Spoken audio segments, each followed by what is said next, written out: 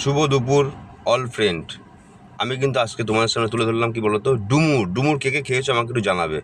ডুমুর ছোটো ছোটো করে আলু কুচি আর বাদাম দিয়ে আদা জিরে লঙ্কা পেস্ট করে পেঁয়াজ দিয়ে ভালো করে একটু কষিয়ে নিচ্ছি। চটজলদি শর্ট টাইমে রেসিপি বলে কথা। দেখো বন্ধুরা, ডুমুর খেতে কিন্তু আমার খুব ভালো লাগে। আর তোমরা কে কে ডুমুর চেনো আর কে কে খেয়েছো আমায় বলবে, আর খেতে কেমন লাগে কিন্তু আমাকে একটু জানাবে। আমি ভালো করে কিন্তু কষিয়ে নিয়েছি। চটজলদি শর্ট টাইমের রেসিপি।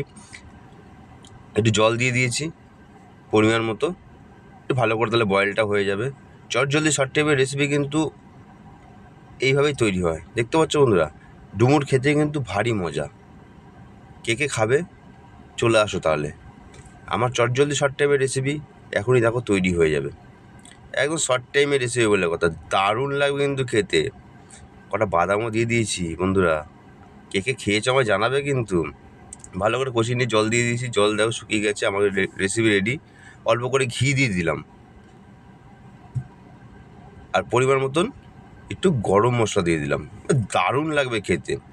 আমার রেসিপি যদি ভালো লেগে থাকে সব বন্ধুদের বলবো, তাহলে কমেন্ট লাইক শেয়ার করতে ভুলবে না।